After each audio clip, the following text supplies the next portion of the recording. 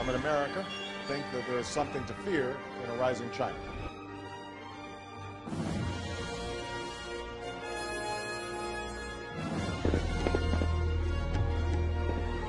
Until now, military manoeuvres in China did not particularly alarm the Western world. Now, though, Beijing seems to be set on an arms race that will be very difficult to stop. Unlike Europe, in the Far East there are no arms control mechanisms, nor alliance networks with which peace can be secured.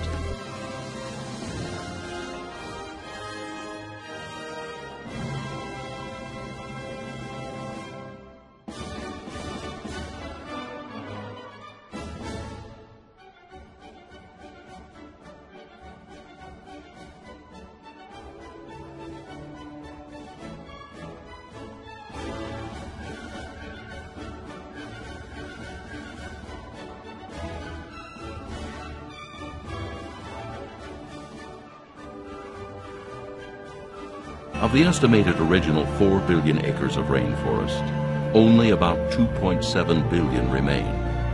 Over the last 50 years, more than half of the world's tropical forests have been destroyed.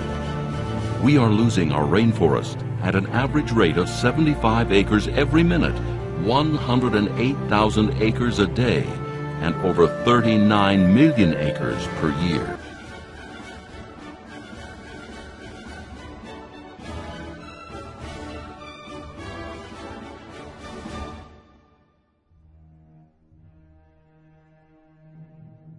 This is taken from Japan Times today.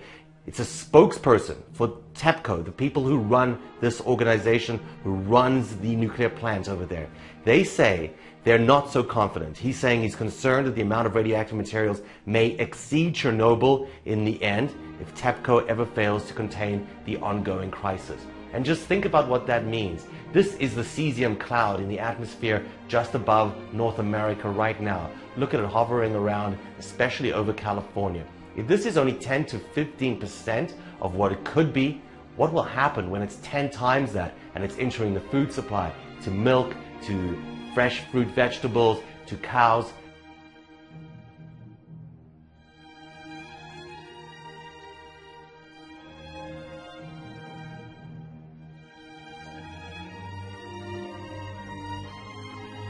China is increasingly seen as a potential military rival. Therefore, it must be discouraged, says the military analyst Michael Green. I don't think we're panicked, and I don't think there's deep anxiety, but it's worth watching. And it's something to be focused on, and for a very good reason. The U.S. spends more than the rest of the world combined, but the U.S. has global security obligations and very, very expensive ongoing operations in Iraq, Afghanistan, and elsewhere. What we don't want to have happen is the Chinese developing the military capabilities and a change in the balance of power.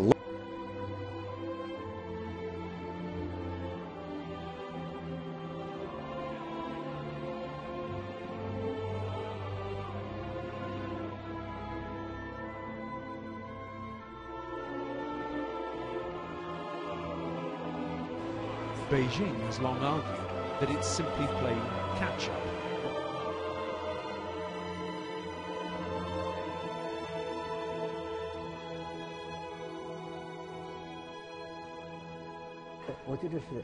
If we increase the military expenditure at a common speed, our military forces will always fall behind others.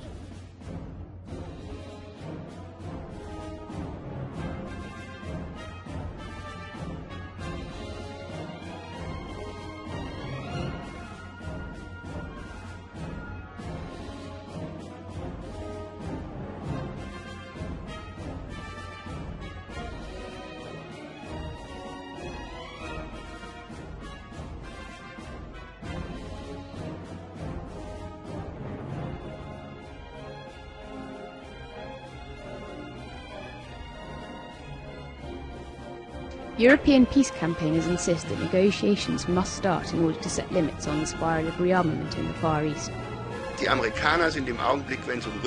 It is generally known that right now the Americans are more or less against everything when it comes to arms control. That is nothing new. I think for the last 15 years, China has pushed for the banning of anti-satellite weapons in space. This can only be achieved through an international treaty. But the Americans didn't even respond to that. They didn't even think about it. Then, in January, the Chinese launched a weather satellite, which is basically a satellite test, but they keep it a secret. Which is a terrible situation, as this huge piece of metal is just floating in space. But you can also say that it is a nudge aimed towards the West, because, I mean, we are also dependent on mobile phones and communication mediums, which we use satellites for. Basically, they are saying, guys, we need to work something out here.